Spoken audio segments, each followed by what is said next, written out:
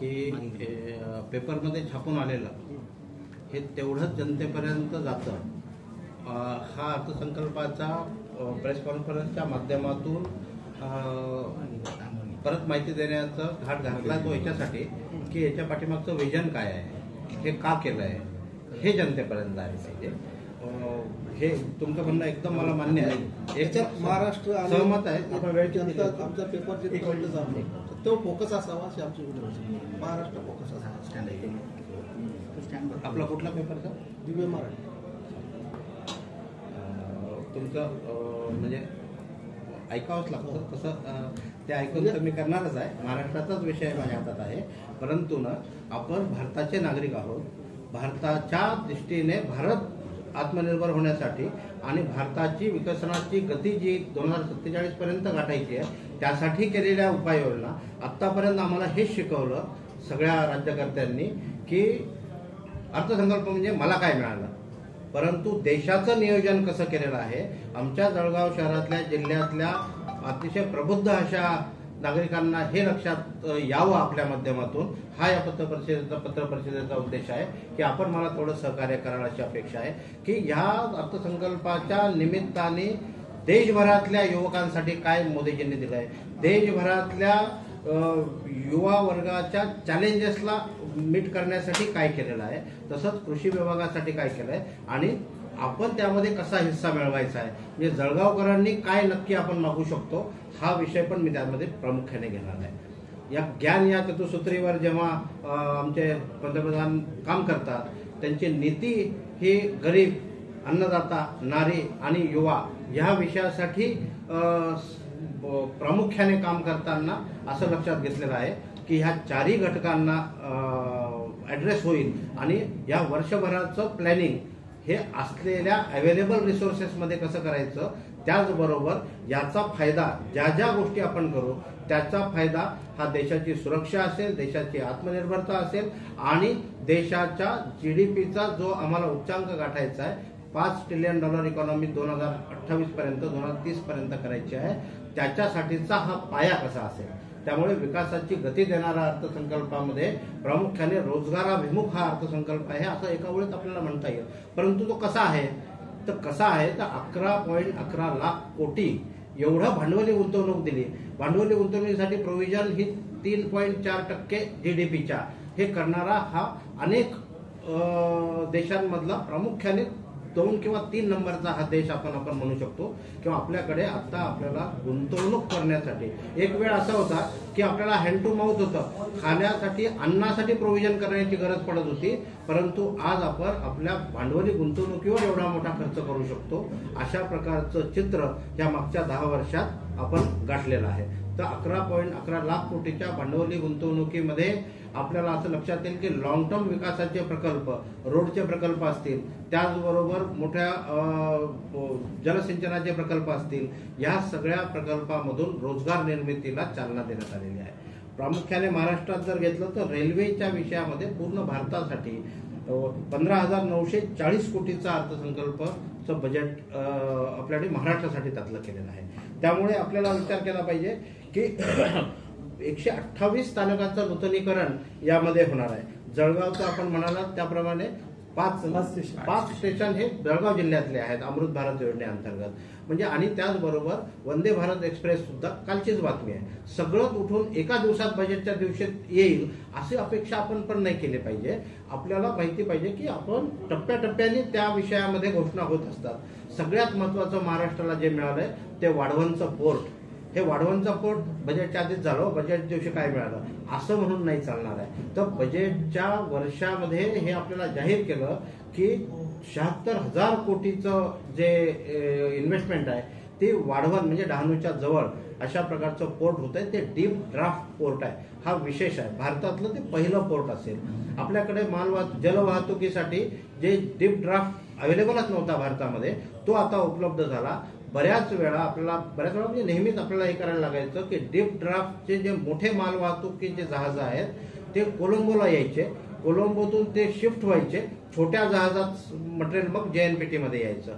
तर अशा प्रकारचं अवघड काम आता सोपं होणार आहे 5 वर्षामध्ये. साधारणतः 2029 पर्यंत ते पोर्ट विकसित होईल. त्यामध्ये 76% वाटा हा JNPAचा असेल, जवाहरलाल नेहरू पोर्ट अथॉरिटीचा, म्हणजे केंद्र सरकारच्या अखत्यारीत आहे, आणि 26% वाटा हा महाराष्ट्र सरकारचा आहे. त्यामुळे वाढवण पोर्ट हे पुढील काळामध्ये एक मोठं व्यापार केंद्र, आंतरराष्ट्रीय व्यापार केंद्र होईल. युरोपात जाणारं संपूर्ण प्रकारचं जलवाहतुकीचं, आपण जेव्हा मेक इन इंडियाचा नारा दिला, ज्यावेळी आपण आत्मनिर्भर भारत या मिशनमध्ये अनेक डिफेन्स इक्विपमेंट भारतात बनवतोय, एवढं मोठं अन्नधान्याचा एक्सपोर्ट करतोय, फार्मा साठीचे जे सगळ्यात मोठे प्लांट भारतात आलेले आहेत, त्याचा एक्सपोर्टसाठी लागणारी फॅसिलिटी ही प्रामुख्याने महाराष्ट्रात होते आहे.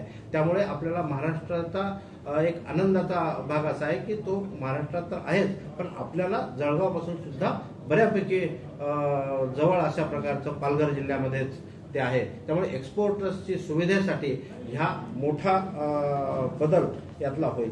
दिल्ली मुंबई इंडस्ट्रियल कॉरिडॉरसाठीच पण बजेट दिलेलं आहे. त्याबरोबर आपल्याला विचार केला पाहिजे गृहनिर्माण विषयासाठी. पंतप्रधान आवास योजनेमध्ये ज्यांना बेघरांना घर ह्या विषयामध्ये किंवा ज्यांचं पहिलं घर आहे अशांना घर देण्यासाठीची जी सबसिडी आहे ती पुढे कंटिन्यू आपल्याला परत 2 कोटी ग्राहकांना हे दिल्या जाणार आहे. नदी पुनर्विकास प्रकल्पामध्ये महाराष्ट्रातलाच विचार केला तर नाग नदी ही नागपूरची आणि मुळा मुठा नदी ही पुनर्विकास असं 690 कोटी रुपये आणि नाग नदीसाठी 500 कोटी रुपये अशा प्रकारचं केलेलं आहे, तरतूद केलेली आहे. ग्रामीण रस्त्यांचं तर जाळ्यांसाठी महाराष्ट्र सरकार तर करतंच, मुख्यमंत्री ग्रामसडक योजना आपल्याकडे आहे, पण त्याच्या व्यतिरिक्त त्याच्यातला पुढे भाग म्हणून ग्रामीण रस्त्यासाठी केंद्र सरकारने सुद्धा 400 कोटीची तरतूद केलेली आहे. इकॉनॉमिक कॉरिडॉर व्हावा. आपण पाहिलं समृद्धी हायवे झालेला आहे. समृद्धी हायवेच्या बरोबरीने आता वाहतूक सुरळीत होते आहे, परंतु त्याच्या जोडीला इकॉनॉमिक कॉरिडॉर सुद्धा व्हावा. त्याच्या अलॉंग द पाथ अशा वेगळ्या प्रकारच्या इकॉनॉमिक ऍक्टिव्हिटीजसाठी सुद्धा काही प्रोजेक्ट्स महाराष्ट्र सरकारने दिलेत. त्यासाठी 466 कोटी रुपयाची तरतूद केलेली आहे. ग्रामीण रस्ते जोडणे वगैरे तर ते आहे सगळं. 13 लाख फॅमिलीजना पंतप्रधान आवास योजनेमध्ये आता परत घरं महाराष्ट्रातली मिळतील अशा प्रकारची योजना आहे. लसीकरण अभियान साठी सुद्धा प्राधान्य या आरोग्य सेवेच्या विषयामध्ये दिलेलं आहे. 1700 कोटींची तरतूद पोषण अभियानासाठी केंद्र सरकारने केलेली आहे. नवीन वैद्यकीय महाविद्यालयांसाठी वैद्यकीय शिक्षण क्षमता वाढवायची आहे. म्हणजे आता ग्रामीण भागामध्ये आपल्याला डॉक्टरची कमतरता जाणवते. ते डॉक्टर वाढवायचे असतील तर आधी आपल्याला प्रोव्हिजन करायला लागेल बजेटमध्ये, आणि नवीन वैद्यकीय महाविद्यालयामध्ये सीट्स वाढाव्यात, फॅसिलिटीज वाढाव्यात, यासाठी 1577 कोटी रुपये ची तरतूद केलेली आहे. सगळ्यात महत्त्वाचं म्हणजे कृषीसाठी म्हणजे शेतकऱ्यांसाठी यामध्ये महाराष्ट्र आणि इतर पूर्ण उर्वरित भारत असं वर्गीकरण आपल्याला करता येणार नाही मित्रांनो. आपल्याला कृषीसाठीचं संपूर्ण एकच समग्र विचार करण्याची गरज आहे. त्यामध्ये 32 वेगळ्या प्रजातीचं संशोधन करण्यासाठीचं वेगळं संशोधन केंद्र आणि 100 प्रकारच्या वेगळ्या प्रतवारी त्यातल्या येतील अशा प्रकारचं संशोधन केंद्रासाठी प्रामुख्याने विचार या बजेटमध्ये केलेला आहे. त्यासाठी वेगळा पैसे दिलेले आहेत. ह्याच बरोबर सस्टेनेबल डेव्हलपमेंटच्या अंतर्गत शाश्वत शेती विकासासाठी सुद्धा याच्यामध्ये मोठी रक्कम दिलेली आहे. तर ह्या कृषीच्या विषयामध्ये MSP देणारं हे शासन आहे. 50% जास्ती फायदा व्हावा अशा प्रकारचं कॅल्क्युलेशन करून 32 वेगवेगळ्या पिकांना MSP देणारं हे सरकार आहे. त्यामुळे अजूनही देण्याची आवश्यकता आहे का तर आहे, परंतु 32 पिकांना आतापर्यंत MSPचा लाभ दिलेला आहे. मला वाटतं की शेतकऱ्यांच्या मागण्या तर ह्या खूप आहेत, परंतु त्याला टप्प्याटप्प्याने ऍड्रेस करण्याचं काम हे सरकार करत आहे. तर त्याचं आपण स्वागत केलं पाहिजे. पंतप्रधान मुद्रा योजनेत युवकांच्या रोजगाराच्या बाबतीत बघितलं तर रोजगारासाठी पंतप्रधान मुद्रा योजना सुरू झाली. 10 लाखाचं लोन म्हणजे 10,000, 50,000 आणि 5 लाख आणि 10 लाख अशा प्रकारचं 3 टप्प्यामध्ये ही योजना होती.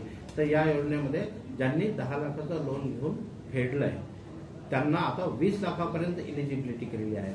सुरुवातीला त्यांनी रोजगार मिळावा, त्यांनी उद्योग सुरू करावा, स्वयंरोजगार व्हावा हा प्रयत्न होता. आता पुढे तो मोठा व्हावा आणि त्यांनी 4 युवकांना रोजगार द्यावा, हा त्यातला पुढचा टप्पा आहे. त्यामुळे परत एकदा रोजगाराभिमुख हा अर्थसंकल्प याच्यावर आपल्याला शिक्कामोर्तब करायला लागतो.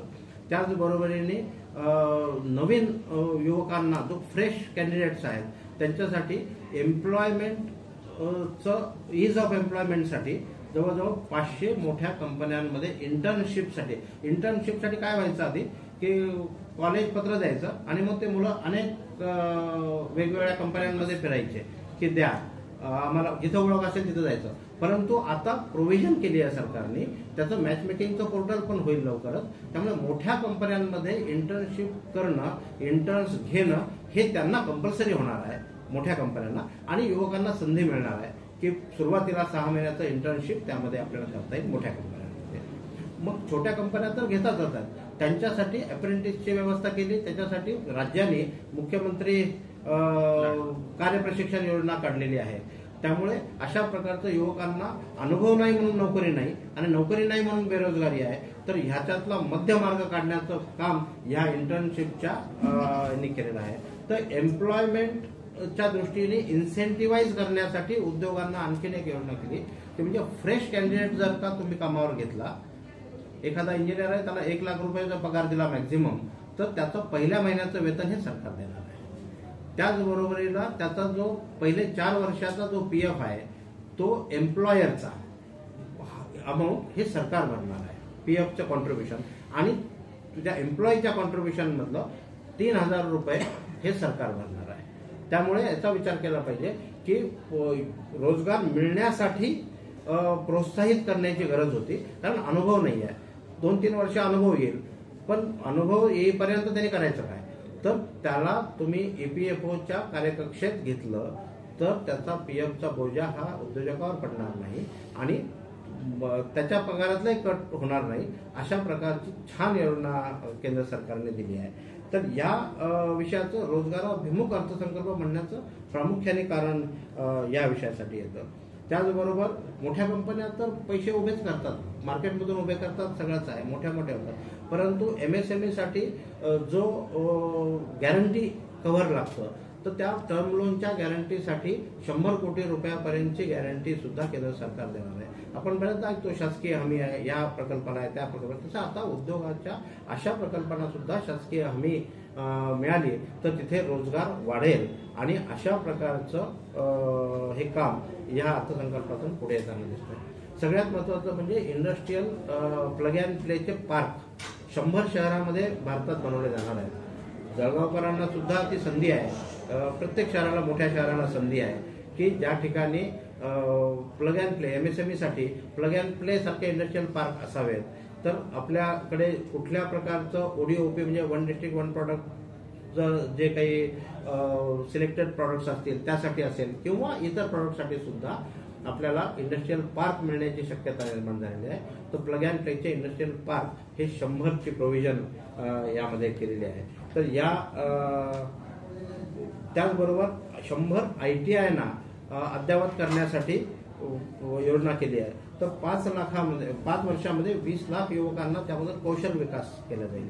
पण कौशल विकास तर चालूच आहे आपण म्हणणार, पण त्याच्यामध्ये एक फार चांगली योजना आता याच्यामध्ये केली आहे की आपण बघतो एज्युकेशन लोन जे घ्यायचो, तो एज्युकेशन लोन हे फक्त काय म्हणतात त्याला, त्या रेकग्नाइज्ड युनिव्हर्सिटीमधल्याच त्यांना मिळतं किंवा प्रोफेशनल जे कोर्सेस आहेत त्यांनाच फक्त मिळेल, इंजिनिअरिंग, मेडिकल वगैरेसाठी. परंतु आता कौशल ऋण अशा प्रकारचं काम केलेलं आहे. कौशल प्रशिक्षण ऋण म्हणजे आपल्या स्किल डेव्हलपमेंटचे जर मोठे प्रकल्प असतील, मोठे कोर्सेस असतील तर 7.5 लाख रुपयापर्यंत आपल्याला कर्ज घेण्याची सुविधा सुद्धा निर्माण करून दिलेली आहे. तर हे साधारणतः 25,000 विद्यार्थ्यांना आता पहिल्या वेळी ते मिळेल अशा प्रकारचं योजना आहे. शिक्षा ऋणमध्ये म्हणजे जे एज्युकेशन लोन रेग्युलर आहे आता पण जे आहे त्यामध्ये बिनव्याजी तर करणं पूर्ण शक्य नाही, परंतु 3% इंटरेस्टचा जो बोजा आहे तो कमी करण्याचा प्रयत्न वित्तमंत्र्यांनी केला आहे. तो 3% ई व्हाउचर त्या विद्यार्थ्यांना मिळणार आहे. म्हणजे 10% जर इंटरेस्ट रेट लागला असेल तर 3% हे केंद्र सरकार त्या विद्यार्थ्यांना देणार आहे. त्यामुळे युवकांना समर्पित अशा प्रकारचा अर्थसंकल्प केलेला आपल्याला या ठिकाणी दिसतो. MSMEची गॅरंटी मी आपल्याला सांगितलं. त्याचबरोबर सिबिल स्कोअरच्या बाबतीत आपल्या सर्वांना माहिती आहे, तर त्याची जी क्रेडिट असेसमेंट प्रोसेस होती ती फक्त त्या सिबिल ह्या एका किंवा अशा प्रकारच्या सिस्टीमवर अवलंबून होती. परंतु बँकेचा ग्राहक चांगला माहिती असतो. बँकेला हे सांगितलेलं आहे की तुमची इंटरनल क्रेडिट इव्हॅल्युएशन सिस्टीम आता असणं गरजेची आहे. जसं आपण 2-3 सिबिल म्हणजे क्रेडिट रेटिंग एजन्सीज बघतो, आपण बँकेत जाताना विचार करतो की यांचं स्कोर किती आहे, त्यांच्या रेकॉर्डप्रमाणे स्कोर किती आहे. तशाच प्रकारे प्रत्येक बँकाला सांगितलेलं आहे की आपली इंटरनल इव्हॅल्युएशन सिस्टीम करा. त्याचा फायदा असा होणार आहे की बँकेला माहिती आहे की 15 वर्षापासून हा ग्राहक आमच्याकडे आहे आणि ह्या 15 वर्षापासून असलेल्या ग्राहकांना थोडं अडचण आली, काही अडचण नाही, आम्ही देऊ शकतो लोन. मग त्याच्यासाठी मुभा केली पाहिजे. स्ट्रेस्ड ॲसेटला पण लोन देण्याची व्यवस्था केली पाहिजे. म्हणजे एका हाताने हात बांधून घ्या म्हटलंय, पण एका हाताने हात मोकळा सोडा सुद्धा म्हटलेला आहे. ते म्हणजे स्ट्रेस्ड ॲसेटला लोन देण्यासाठीचं सरकारने मान्य केलेलं आहे. म्हणजे 2 महिने हप्ते नाही भरले तर लगेच सिबिल स्कोअर तर कमी होतोच होतो, पण बँक सांगते की पर डे आम्ही मोजतोय तुमचं हे काय परफॉर्मन्स. तर तसं होऊ नये यासाठी बँकेला मुभा दिली आहे. SMA 0 आणि SMA 1 ह्या कॅटेगरीतल्या युनिट्सना सुद्धा कर्ज आता मिळण्याची सोय झालेली आहे. हा सगळ्यात मोठा बदल आहे मित्रांनो. छोटा व्यावसायिक असो किंवा एक मीडियम स्केलचा व्यापारी असो, मीडियम स्केलचा इंडस्ट्रियलिस्ट असो, त्याला जे सगळीकडून ब्लॉक व्हायचं, क्रेडिट फॅसिलिटीज उपलब्ध व्हायची नाही आणि मग तो इन्फॉर्मल क्रेडिटकडे जायचा, सावकाराकडे जायचा. त्याच्याऐवजी आता बँकांना सांगितलंय की तुमची क्रेडिट वर्दीनेस जो आहे तो तुमचा इंटरनल सिस्टीम एस्टॅब्लिश करा आणि त्यावर आधारित निर्णय करा. म्हणजे फक्त त्या सिबिलच्या एका कागदावर अवलंबून नाही, त्याचे इंटरनल क्रेडिट होईल. हे आपल्या प्रत्येक गावातल्या प्रत्येक भारतीय नागरिकांसाठी जे प्रामुख्याने व्यवसायामध्ये आहेत अशांसाठी हे उपयुक्त अशा प्रकारचा बदल आहे. त्याचबरोबर ट्रेड्स सारख्या वर्किंग कॅपिटलचा फ्लो वाढला पाहिजे. जर वर्किंग कॅपिटलचा फ्लो वाढला तर ऑर्डर घेण्याची शक्यता वाढते आणि ऑर्डर घेण्याची शक्यता वाढली तर युवकांना रोजगार जास्तीत दिला जातो. ही सायकल आहे. त्यामुळे 250 कोटीच्या वर ज्यांचा टर्नओव्हर आहे अशांना ट्रेड्समध्ये आता कंपल्सरी केलेलं आहे. आधी 500 होतं, 500 कोटीच्या वरती. म्हणजे तो ट्रेड रिसिवेबल ई डिस्काउंटिंग सिस्टीमचं एक पोर्टल आहे. त्यामध्ये सगळ्यात मोठा फायदा हा होता की 45 दिवसात पैसे मिळायचे जो नियम आहे त्याच्याही आधी 7 ते 8 दिवसात आपल्या मालाचे पैसे मोठ्या कंपन्यांना किंवा सरकारी PSUंना दिल्याचे मिळण्याची ही व्यवस्था आहे. त्यामुळे यामध्ये 500 कोटीवरून 250 कोटीमध्ये केल्यामुळे सरकारच्या 22 कंपन्या ज्या CPSUs आहेत, सेंट्रल PSE म्हणजे पब्लिक सेक्टर अंडरटेकिंग जे आहेत, त्या 22 कंपन्या यांच्या अंडर आल्या आणि त्या कंपन्या आता कंपल्सरीली 7-8 दिवसात पैसे त्यांच्याकडचे मिळू शकतात.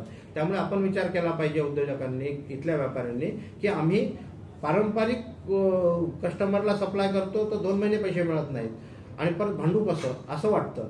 त्याच्याऐवजी आपण ह्या CPSEला सप्लाय करू शकतो का, तर ते आता ह्या नियमात आलेले आहेत आणि त्यांना आपण सप्लाय केलं तर आपल्याला पैसे तर लवकर मिळण्याची व्यवस्था आहे. तर ह्या प्रकारचं चेंज काही करता आला आणि आपली सायकल जर नीट घडी बसवता आली तर ती संधी निर्माण करून दिलेली आहे.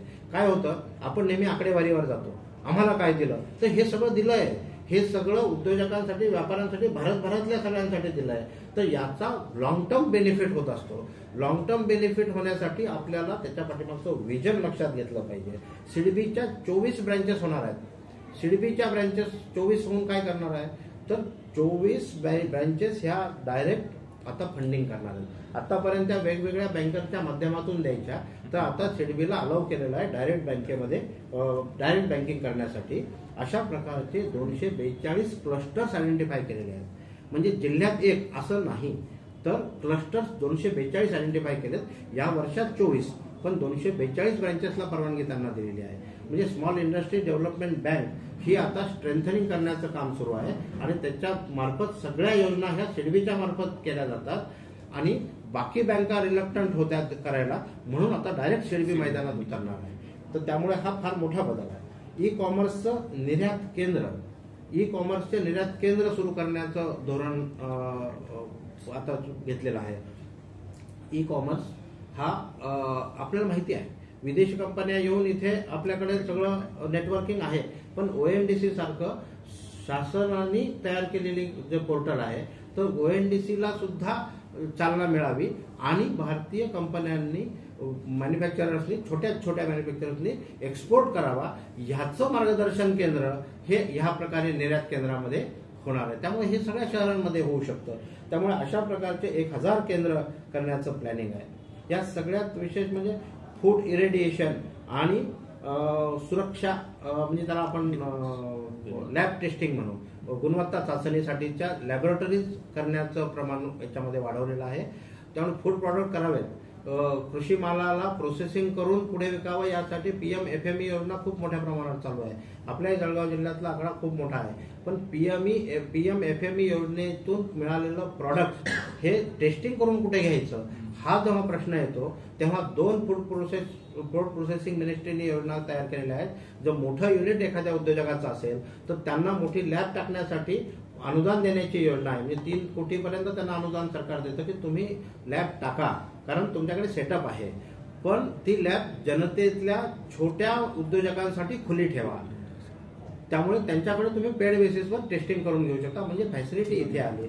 सगळं उठून सरकारने करावं असा अपेक्षित न ठेवता फॅसिलिटी निर्माण करण्यासाठीचं इनडायरेक्ट हेल्प अशा प्रकारची केलेली आहे.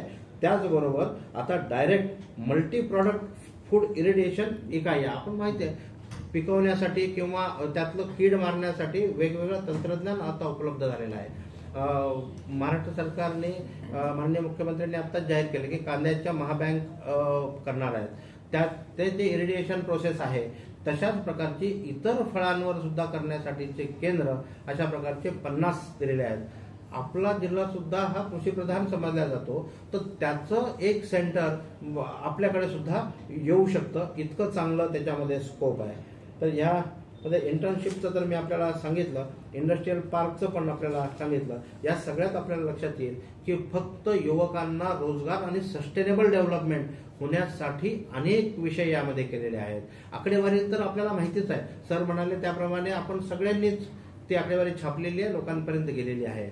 परंतु त्याच्या पाठीमागचं व्हिजन आणि आम्हाला त्याचा लाभ कसा घेता येईल अशा प्रकारचं सांगण्याचा मी प्रयत्न केला. आपले काही प्रश्न असतील तर आपण नक्की विचारावे आणि ह्या बजेटमधून एक वेगळी दिशा देशाला देण्याचा प्रयत्न सरकारने केलेला आहे, एवढंच मला सांगायचं होतं. धन्यवाद.